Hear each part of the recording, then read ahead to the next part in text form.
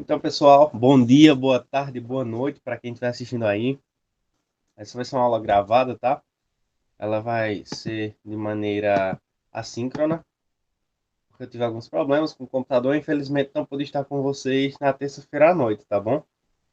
Porém, vamos continuar dando continuidade à, à nossa aula sobre reprodução humana e também sobre, hoje, mais especificamente, hormônios reprodutivos e a gravidez, tá ok? Então, vamos lá. Primeiramente, a gente tem que entender onde ocorre, onde ocorrem as principais mudanças, por que ocorrem as principais mudanças hormonais no nosso corpo, tá bom? Já que a gente vai falar sobre hormônios reprodutivos. Os dois principais hormônios reprodutivos são a progesterona e a testosterona. Respectivamente, a progesterona vai ser o hormônio sexual feminino e a testosterona vai ser o hormônio sexual masculino, tá bom? A liberação desses hormônios vai ocorrer principalmente na puberdade, ou seja, no momento onde o nosso corpo está amadurecendo, passando da fase da infância para a fase mais adulta, né? A puberdade é um período onde vai ocorrer mudanças biológicas e fisiológicas, tá bom? O corpo vai se desenvolver fisicamente, vai se tornar mais maduro, e o adolescente vai ficar capacitado, na verdade, para gerar filhos, tá bom? A gente vê que a finalidade dessas mudanças hormonais e fisiológicas vão ser para a capacidade de gerar descendentes, como a gente vê a importância biológica desde o começo, né? A questão do sexo, a questão da reprodução e manutenção da espécie, tá bom? Mas e aí, o que é que a puberdade vai trazer, né? A puberdade vai trazer o desenvolvimento dos órgãos sexuais, o ganho de peso e altura, ganho de massa muscular, maturação hormonal e maturação cerebral. Tudo isso estimulado pela liberação em massa desses hormônios da progesterona e da testosterona. As mulheres vão ter um aumento de altura, nem tanto quanto comparado aos homens, tá bom? Os homens também vão ter esse estirão, né? O pessoal chama popularmente de estirão, que é o aumento da estatura, da altura, de maneira acelerada, tá bom? As mulheres vão ter um aumento nos seios, no tamanho dos seios. As axilas vão começar a apresentar pelos ao redor nos homens, nas mulheres, assim como também nos órgãos sexuais, assim como também apresentar odores mais intensificados, tanto nas regiões sexuais como também nas axilas, tá bom? E nas mulheres vai ocorrer a menstruação que vai ser um ponto muito importante para a regulação de hormônios na mulher e vai trazer muita alteração hormonal também. A gente vai trazer um ponto mais específico para estudar a menstruação das mulheres, tá bom? O ciclo menstrual. Também vai acontecer o aparecimento de espinhas e pelos no rosto. Nos homens vai aparecer barba e bigode. Geralmente aparece, vai depender também da sua herança genética, né? Da estrutura genética da sua família, de onde você vai herdar as suas características que serão expressas. E aí, sim, vai haver pessoas com mais barba, com menos barba, mais altas, mais baixas, com a voz mais grave, com a voz mais fina, porque também vai haver alteração nas vozes, principalmente dos homens, vão se tornar mais graves, né? As cordas vocais, elas vão engrossar, né? Elas vão hipertrofiar.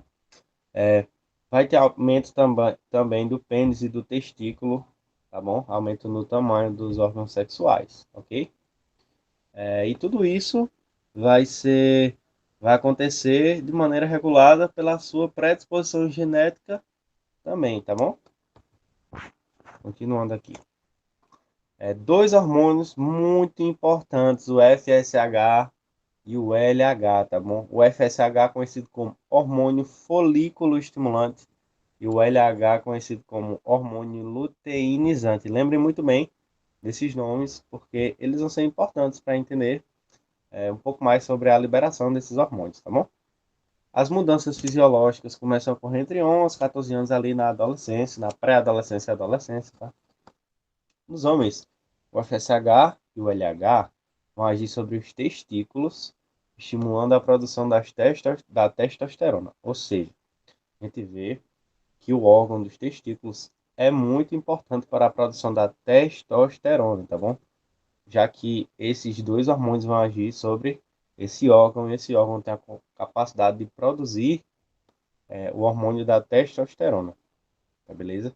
A gente vê que está tudo relacionado. O órgão sexual está completamente relacionado com o hormônio sexual, ok? O FSH e o LH nas mulheres vão produzir algumas coisinhas a mais, né? Eles vão atuar sobre os ovários, novamente os órgãos sexuais, promovendo o desenvolvimento dos folículos ovarianos, tá bom? Esses folículos ovarianos, posteriormente, podem vir da origem a um ovócito. O LH é responsável pelo rompimento do folículo ovariano, do folículo maduro, e esse folículo maduro, o ovócito, ele vai liberar o óvulo, tá bom? Um óvulo que ele está pronto para ser fecundado. O LH também age sobre o folículo rompido, ou seja, a gente vai ver que aquele folículo ovariano vai liberar um óvulo, tá bom? E nessa liberação do óvulo já vai haver estímulos para a liberação também de outros hormônios, tá bom? Então o LH vai agir também sobre o folículo que foi rompido. Aquele folículo rompido vai estimular a formação do corpo lúteo ou o corpo amarelo e vai produzir a progesterona. Então a gente vê que o folículo rompido é muito importante também. Não apenas o óvulo que é liberado, mas também o folículo rompido é importante nessa estimulação para que haja a liberação da progesterona, ok? Então, vamos fazer uma recapitulação aqui e entender um pouco como funciona, tá bom? A glândula da hipófise vão liberar três hormônios, tá bom? Aqui tô falando da questão feminina, ok? Lembrando que esse quadro a gente tá falando dos hormônios femininos, no organismo feminino. A hipófise ela vai liberar três hormônios muito importantes para as mulheres. O FSH e o LH, que a gente viu, eles vão agir no ovário, e a prolactina, que vai agir na mama. O FSH e o LH, que vão agir no ovário, vão estimular o desenvolvimento do folículo e a secreção do estrógeno e a ovulação. Ok? O LH vai agir principalmente na estimulação da ovulação e desenvolvimento do corpo amarelo, ou corpo lúteo. Show de bola, né? A prolactina, que vai agir nas mamas, nos seios, é justamente o hormônio que vai estimular a produção de leite. Ok? E essa produção de leite ela vai ocorrer após a estimulação prévia das glândulas mamárias com estrógeno e progesterona, ou seja, tá tudo relacionado, tá? Nada aqui tá um distante do outro, tá tudo relacionado, tá bom? E a gente vê também que já está relacionado também com a questão reprodutiva, tá? As mamas vão ter a função da produção do leite justamente para um possível filho naquela mulher. Justamente por isso que as mamas, elas crescem também, entendeu? Para que elas possam produzir o leite. No ovário vão agir o estrógeno e a progesterona. O estrógeno e a progesterona vão ser muito importantes para entender toda a questão do ciclo hormonal da mulher. O estrógeno ele vai ter diversos órgãos-alvos, tá? Além do sistema genital. Nesses diversos órgãos ele vai atuar no seu crescimento, tá bom? Tanto dos órgãos genitais quanto do resto do corpo. Ele vai estimular o desenvolvimento de características sexuais secundárias também. No sistema genital vai ocorrer a maturação dos órgãos genitais e a preparação do útero para a gravidez, ok? Na progesterona, a progesterona vai agir sobre o útero, completando a preparação da mucosa uterina, mantendo-a pronta para a gravidez. E também sobre as mamas, vai estimular o desenvolvimento das glândulas mamárias. Tudo isso para que haja um momento onde a mulher possa se encontrar em equilíbrio fértil, pronta para uma fecundação, ok? Pronta para ser mãe em algum momento. Já a testosterona, ela vai começar a ser produzida ainda na fase embrionária. E a sua presença no embrião é que vai determinar o desenvolvimento dos órgãos genitais masculinos, ok? Se houver ausência de testosterona no feto, tá? Ou a falta de receptores de testosterona nas células desse embrião, esse embrião vai desenvolver o sexo feminino. Se houver uma quantidade ok de testosterona, uma quantidade mínima de testosterona, e também tendo receptores para esse hormônio, o feto vai se tornar masculino, do sexo masculino, ok? A gente tem que também lembrar algumas coisas em relação à testosterona, que ela vai ser produzida por células intersticiais do testículo, vai estimular também o amadurecimento dos órgãos sexuais, vai promover os impulsos sexuais, vai haver crescimento da barba, vai haver o espessamento das cordas vocais, e também vai trazer um maior desenvolvimento de musculatura, tá bom? Principalmente quanto maior o nível de testosterona, maior esse desenvolvimento em todas essas áreas também. Então, aqui a gente tem um esquema, tá? Em relação àquela questão da testosterona na fase embrionária e a importância desse desenvolvimento, ok? A importância da ausência ou da presença da testosterona, ok? Vamos lá. A gente tem que entender uma coisinha aqui. Essa parte de cima dessa imagem vai estar apontando para a 7ª semana e, ou seja, ela vai acontecer antes dessa partezinha aqui de baixo da 10ª semana até o nascimento. Na 7ª semana a gente pode ver aqui o órgão sexual, certo? Pronto. Que ainda está indefinido, ainda está indiferenciado, tá bom? Apresentando a cauda e o ânus aqui. A gente pode ver aqui que não existe um sexo definido, né? Não existe um órgão sexual definido. A partir da 10ª semana, a gente já está vendo que há uma diferenciação entre a formação de uma vagina e a formação de um pênis, justamente devido à ausência ou à presença de testosterona. Do lado esquerdo, havendo a presença da testosterona, estimulando a formação de um pênis, ok? E começando a formação do escroto, ainda não completamente formado, mas na hora do nascimento já vai estar completamente formado o pênis, né? Com a glândula peniana já aqui, a uretra e o escroto também já formados, ok? Então, aqui o órgão sexual já vai estar completamente formado. Da mesma forma, se houver ausência de testosterona ou falta de receptores do hormônio, vai estar sendo formada uma vagina já com clitóris exposto, com a formação de lábios maiores, de lábios menores, ok? E já também com a formação anatômica mais próxima de uma vagina. Já no nascimento, a glândula clitoriana já mais interna, os lábios maiores já mais bem formados, já ocorrendo a abertura na vagina, e também nos vasos menores já formados completamente, ok? Então, ocorrendo a total diferenciação do órgão sexual masculino para o órgão sexual feminino.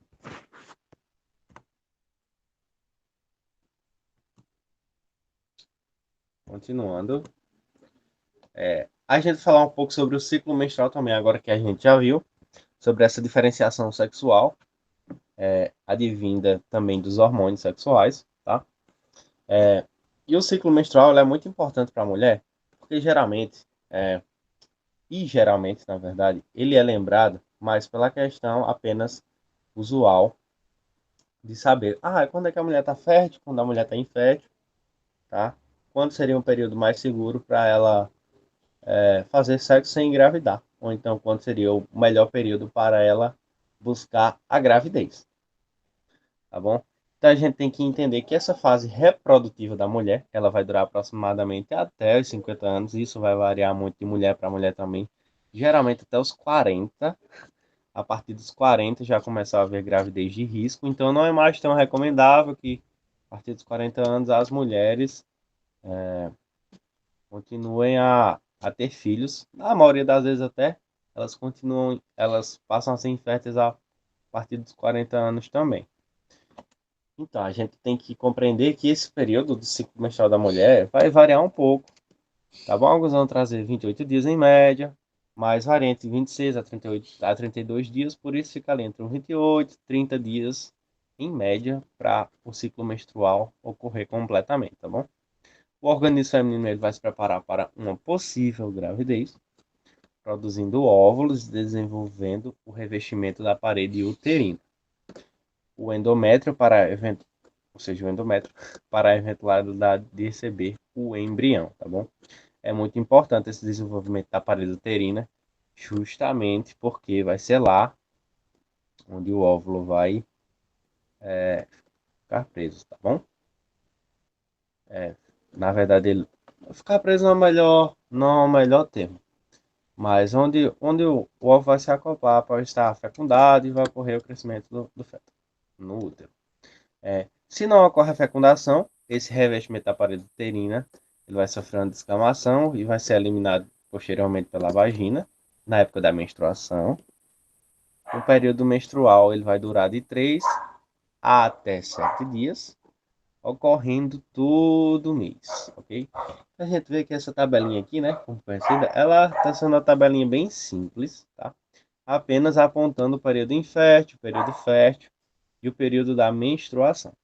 Mas, quando a gente pode ver em outros gráficos, que não é apenas o período fértil e infértil, mas o que é que está por trás desse período fértil e desse período infértil.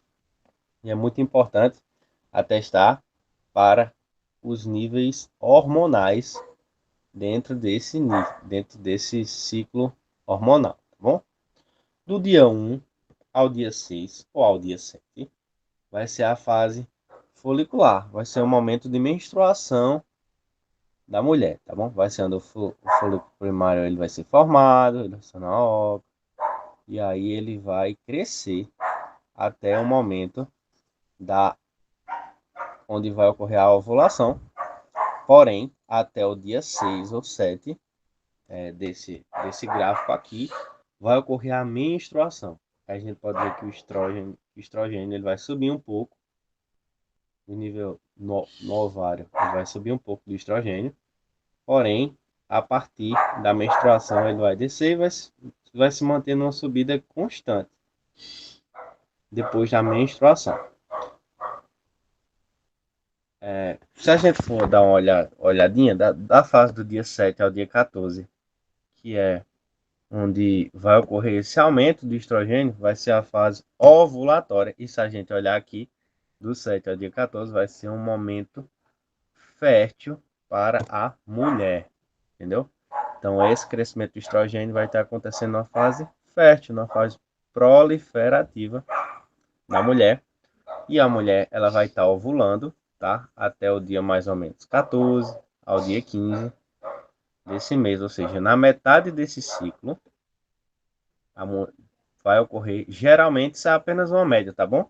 Mas geralmente vai ocorrer a ovulação da mulher nessa média aqui, de 10 ao dia 15 é o mais comum de ocorrer. Então, a gente vai ver que a partir, até o momento da ovulação, vai haver um crescimento constante do estrogênio muito grande, mas depois da ovulação é que vai ocorrer a maior mudança hormonal da mulher. Porque quando ela ovula, a gente vê aqui, ó, o LH está lá em cima no momento da ovulação. Então a gente vê que o LH ele vai estimular também o crescimento do estrogênio. E o FSH ele vai ter uma queda grande, ele vai subir perto da ovulação e depois ele cai novamente. Então no momento da ovulação vai ser um momento onde há o crescimento do estímulo do LH e do FSH até o momento da ovulação. Depois que ocorre a ovulação, vai cair os níveis hormonais, tá bom?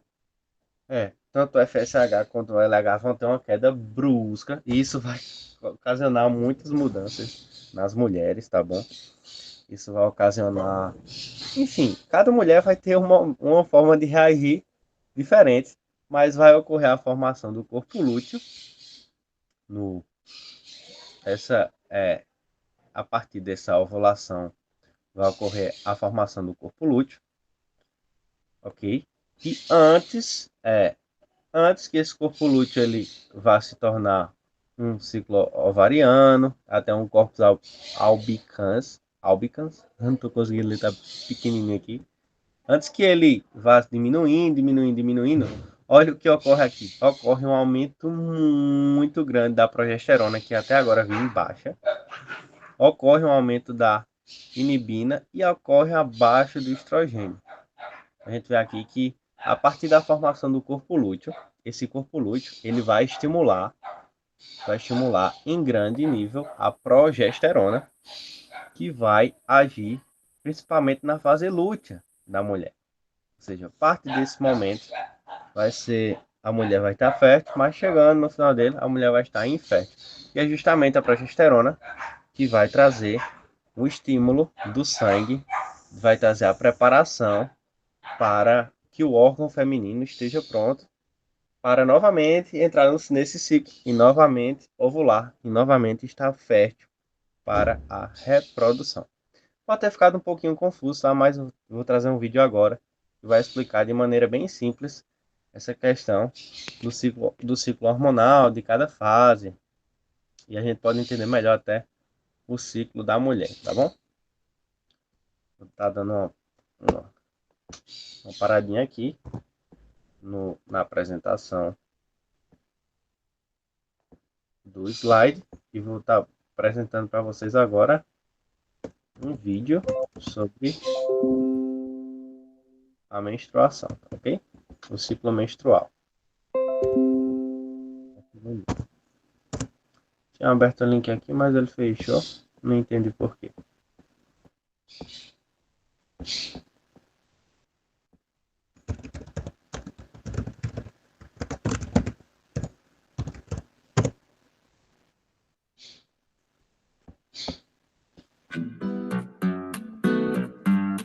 Vamos lá. Você consegue. Pode ser difícil acreditar, mas neste exato instante, 300 milhões de mulheres no mundo todo estão vivenciando a mesma coisa: a menstruação. O ciclo menstrual mensal que leva à menstruação é uma realidade que a maioria das mulheres na Terra experimenta na vida. Mas por que esse ciclo é tão universal? E antes de mais nada, o que faz dele um ciclo? A menstruação dura entre 2 a 7 dias e ocorre a cada 28 dias aproximadamente. O sistema todo se repete, acontecendo aproximadamente 450 vezes ao longo da vida de uma mulher. Por trás disso tudo há uma série de controles hormonais que ajustam o funcionamento interno do corpo para fazer a menstruação começar ou parar ao longo desses 28 dias em média. Esse mecanismo interno inclui 2 ovários cheios de milhares de pequenos sacos chamados folículos, e cada um deles contém um ovócito, ou seja, um óvulo não fertilizado.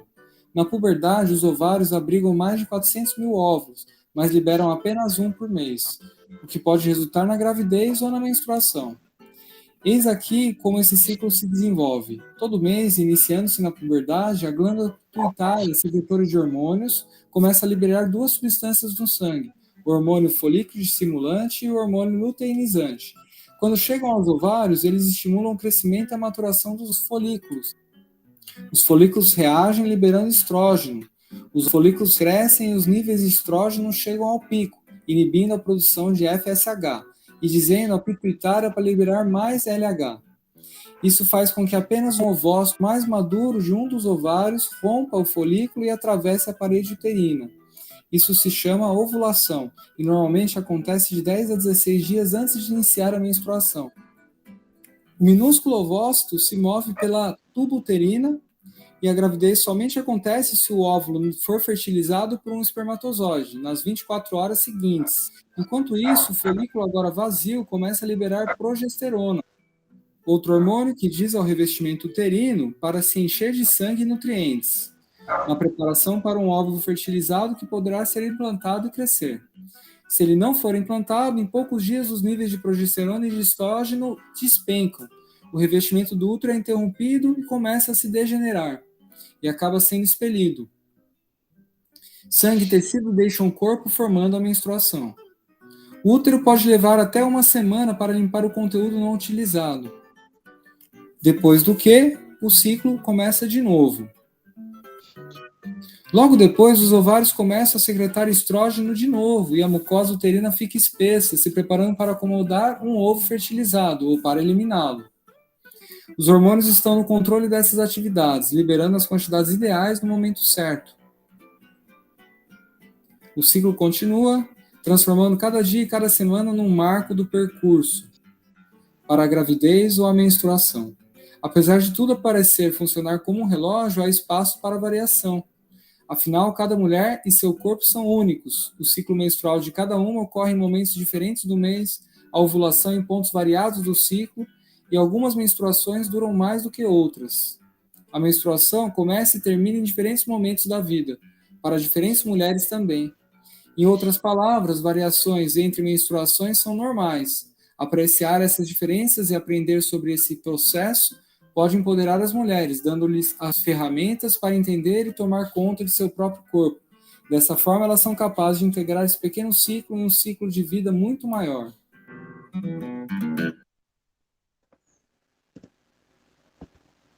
Muito bem, dando uma paradinha aqui agora. Voltar para o nosso slide, para a nossa apresentação. Olá, meu nome é Jaqueline e a videoaula de hoje será sobre o ciclo menstrual. Referente aos hormônios que agem no ciclo menstrual, temos o estrógeno, a progesterona.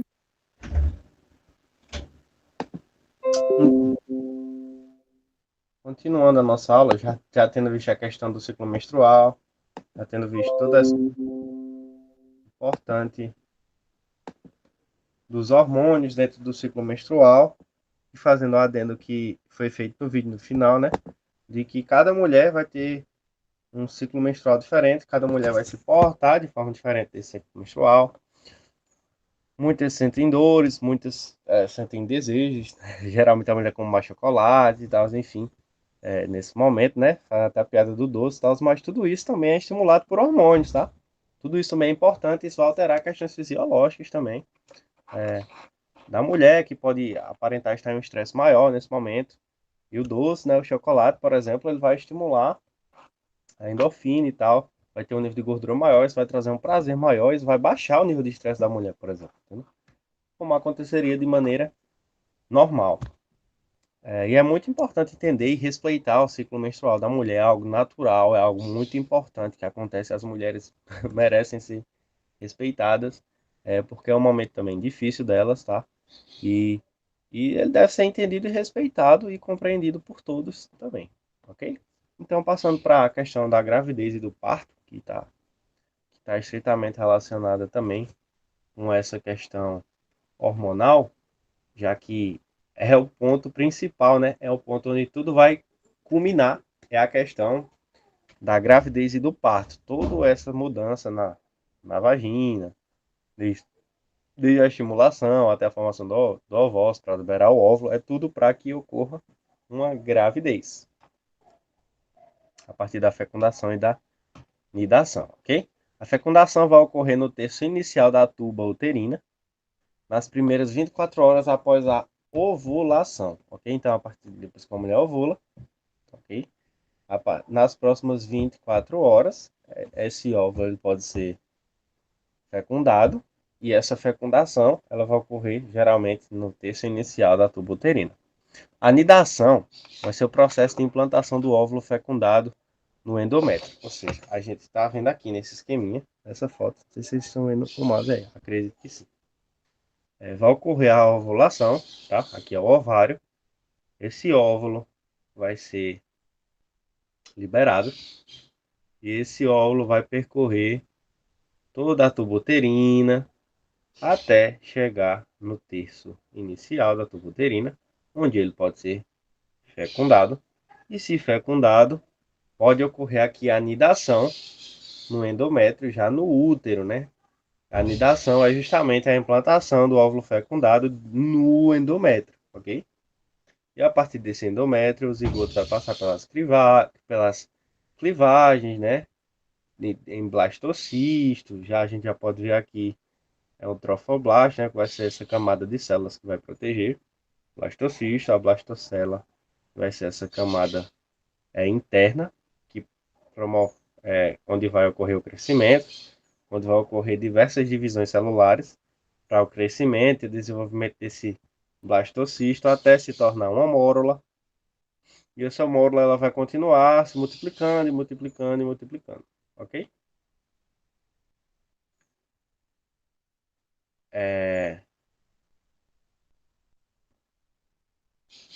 Na verdade é o contrário. Meu Deus do céu. Eu acabei me confundindo em relação a essa questão da mórula e do blastocisto, né? Mas enfim, vai ocorrer a fecundação e aí essa fecundação vai ter diversas divisões celulares e era o contrário, tá? A mórula ela vai se tornar o blastocisto e não o blastocisto vai se tornar a mórula. Desde o decorrer da fecundação, da tubuterina, decorrimento da tubuterina, né? Do óvulo saindo desde o ovário até o útero, até ocorrer a anidação, vai estar ocorrendo essas divisões celulares, tá? Até a formação da mórula, ok? Que vai chegar após 3 dias de fecundação, vai se tornar mórula e depois vai continuar as divisões celulares até a formação de um feto, ok? Continuando. A gente vai ver que algumas enzimas vão ser utilizadas, vão ser secretadas pelo trofoblasto para que possa ocorrer a anidação, né? A, a penetração, do, a implantação do óvulo fecundado no endométrio também. Se não ocorrer fecundação, né? As vilosidades coriônicas elas vão ser formadas, vão secretar um hormônio e na presença do embrião vai estimular a atividade do corpo lúteo, aumentando as taxas de estrogênio, de estrógeno e da progesterona. E assim não ocorrerá menstruação, ok? Se esse óvulo não for fecundado, nada disso ocorre, tá? E vai ocorrer a menstruação normalmente. Um órgão muito importante para a gravidez vai ser a placenta, tá? A placenta que vai ter uma conexão direta do bebê com a mãe, tá? Vai ser um órgão formado pelo conjunto da parede uterina das velocidades crônicas do embrião. E a placenta vai promover a troca de substâncias entre o filho e a mãe, seja alimento, oxigênio que vem da mãe para o filho, até o gás carbônico e excreções que vai do filho para a mãe. Tudo isso se comunicando através do cordão umbilical que se origina, que na verdade tem em seu interior, né? Vai se originar do cordão umbilical, duas artérias e uma veia. A gente pode ver aqui nessa imagem a veia umbilical e as duas artérias umbilicais. E é por meio delas que vai ocorrer a troca de sangue, né? Onde o sangue vai e volta através da placenta para que toda essa troca de substâncias possa acontecer entre o filho e a mãe. Ok. E na fase fetal, a gente pode ver que após 5 semanas da fecundação, os braços e as pernas do embrião humano já tornam-se bem definidos e começam a apresentar contrações musculares, inclusive. Na 9ª semana de vida, que é no final do segundo mês, o embrião já tem cerca de 2,5 centímetros de comprimento e a aparência é tipicamente humana. Nessa época também se inicia a formação dos ossos e o embrião passa a ser chamado de feto, ou seja, ele passa de embrião para feto a partir da 9ª semana de vida, ok? Onde ele já vai aparentar ter uma aparência mais humana, né? Aqui a gente pode ver na figura A que ele ainda não tem uma aparência muito humanoide, né? Não parece muito humano ainda, tá? Ainda é um embrião, a gente pode ver o âmnio, o saco vitelínico que vai trazer nutrientes para o embrião, enfim, todas as todo o crescimento desse embrião até a 9ª semana onde ele já vai estar mais parecido com um bebê. Ok? A gente vê aqui, ó, que ele vai se tornando cada vez mais humanoide, já vai apresentando já a formação de uma cabeça aqui, do que parece uma cabeça, dos membros, né? Vai havendo um encurtamento da cauda, enfim, e vai se tornando mais humano, vai demonstrando uma aparência mais humanoide, até que nos 3 meses e 4 meses já se forma completamente uma aparência humana de bebê, né? Já é bem conhecida essa aparência para nós. Então, existem eventos marcantes para a idade do embrião, que a gente vai trazer aqui, de maneira, nessa tabela aqui, de maneira bem sucinta, tá? Após 24 horas vai ocorrer a primeira divisão do zigoto com a formação de 2 células. 3 dias após vai ocorrer a chegada do embrião na cavidade uterina e vai ser formada a mórula. 7 dias depois vai ocorrer a implantação desse embrião no útero. Em 2 semanas e meia de gravidez, a organogênese vai estar em curso, que vai ser o início da formação da notocorda e dos músculos cardíacos, a formação das primeiras células sanguíneas, do saco vitelínico e do córeo. Com 3 semanas e meia, a formação do tubo nervoso vai ocorrer também o primórdio de olhos e orelhas já visíveis, diferenciando-se do tubo digestivo com a formação de fendas da faringe e do início do desenvolvimento do fígado e do sistema respiratório. E o coração vai começar a bater também. Com 4 semanas, vai ocorrer o aparecimento de brotos nos braços e nas pernas, com a formação de 3 partes básicas do encéfalo. O início dos movimentos vai acontecer com 2 meses, onde já vai ser possível identificar a presença de testículos ou ovários. Ou seja, vai haver a diferenciação sexual já nesse momento. Tem o início da ossificação e os principais vasos sanguíneos assumem uma posição definitiva. O sexo vai poder ser identificado externamente a partir do 3º mês, e a notocorda vai degenerar.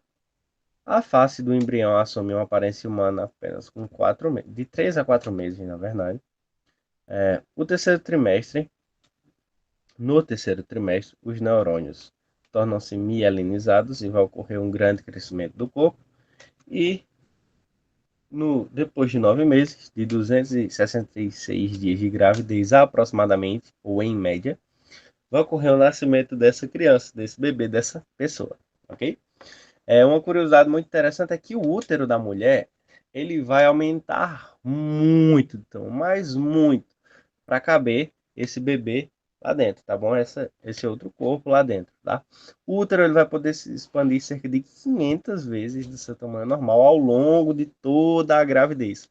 Ou seja, isso vai trazer um certo desconforto, porque vai ser um órgão crescendo muito sobre o seu tamanho. Ele vai empurrar outros órgãos das mulheres, da mulher, e ela pode se sentir algum nível de desconforto em relação a isso. Também por isso é muito normal ocorrer enjoo, é muito normal ocorrer febre também durante a gravidez, porque vai ocorrer uma mudança muito grande no corpo da mulher. Vai ser um momento onde o corpo se prepara para ter essa mudança, mas essa mudança ela ainda vai ser alertada pelo próprio corpo. E que, ó, tá movendo coisa aqui, então você não vai se sentir tão bem. E daí a gente pode ver como é uma fase também mais delicada da mulher também, onde tem que haver um momento de dedicação justamente para que possa ocorrer de maneira saudável a gravidez, para que também não venha a perder o bebê e nem venha a se tornar um peso para ela, porque vai acontecer muitas mudanças no corpo dela também e pode vir a machucar ela também, ela fica mais fragilizada para fazer muita coisa, não pode pegar muito peso, entre outras coisas que podem acontecer. Bom, e no parto natural, pelo menos, vai ocorrer a expulsão do feto a partir de contrações rítmicas da musculatura uterina, tá? Que ocorre no nono mês da gravidez. O feto aí já deve ter por média de 50 centímetros e pesar de 3 a 3,5 kg. Isso aí vai variar muito. Tem bebê que cresce 4 kg, 4,5 kg, enfim, bebês muito grandes, né? Em alguns casos vai ter que fazer cesárea. A mulher talvez não consiga ter o bebê de maneira normal.